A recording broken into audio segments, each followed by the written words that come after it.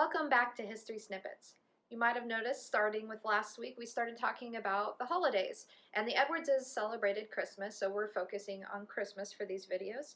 Today's episode, we are going to talk about Santa Claus.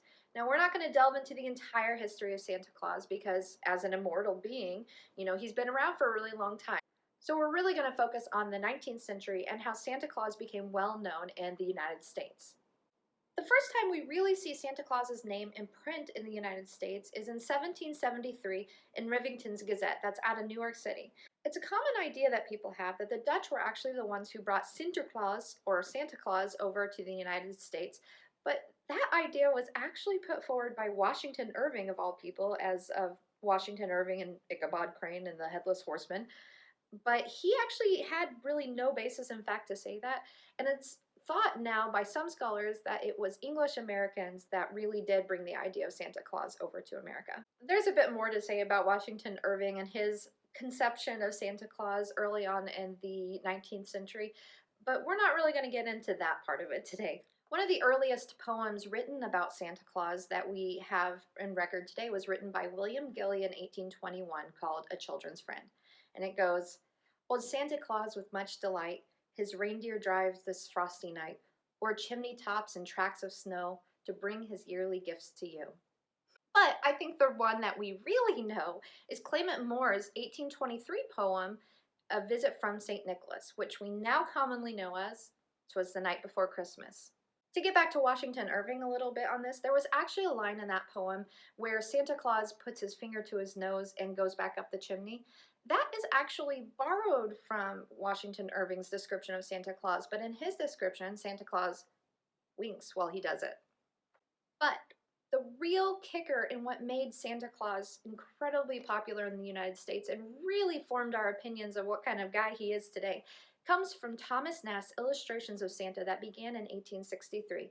Now, 1863, height of the Civil War, and people are really wanting something to kind of grab onto to give them a feeling of home and comfort. So along comes Thomas Nast, and he's actually a political cartoonist, so his first images of Santa were definitely kind of political cartoon propaganda sort of pieces. But in this January 3rd, 1863 issue of Harper's Weekly, he had his first image of Santa Claus. In this image, Santa Claus is handing out presents to the Union troops, and he's wearing a star-covered jacket and striped pants, definitely pro-Union on that. Fun fact, the way that we image Santa today, like in your mind, you're getting an image of Santa, what do you see? Big white beard, big belly, a jolly kind of guy. Thomas Nast actually based that image off of his own image of himself. Thomas Nast continued to illustrate Santa for Harper's up until 1886, and it ended up being 33 illustrations in total.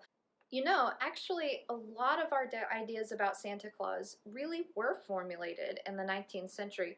The idea that he has a wife, the fact that he lives on the North Pole. Before the 19th century, a lot of these things were not really explored about Santa Claus. Papers in Springfield actually did mention Santa Claus a lot in the 19th century, but you see the biggest surge of Santa Claus during the Civil War. And just as I said with Thomas Nast, people are looking for something of comfort and something to remind them of home at this time. So the idea that Santa Claus would suddenly become very popular in the 1860s around here is not surprising at all. Toward the end of the 19th century, there was an editorial printed in the New York Sun called "Is There a Santa Claus?" It was based off of a question by a little girl named Virginia O'Hanlon that asked if there was a Santa Claus. Virginia's question asks, "Dear editor, I am 8 years old. Some of my little friends say there is no Santa Claus. Papa says if you see it in the sun, it's so. Please tell me the truth. Is there a Santa Claus?" And the answer, I'm just going to read part of the answer, is yes, Virginia, there is a Santa Claus. He exists as certainly as love and generosity and devotion exist. Nobody sees Santa Claus, but that is no sign that there is no Santa Claus. The most real things in the world are those that neither children nor men can see. So there you have it. Santa Claus is as real today as he has been in the 19th century and far before that. And when Santa Claus visits your home on December 24th, just remember that a lot of the things about him that we know were because of some inquiring minds of the 19th century. Thanks for listening to our History Snippets today, and everybody have a happy holiday.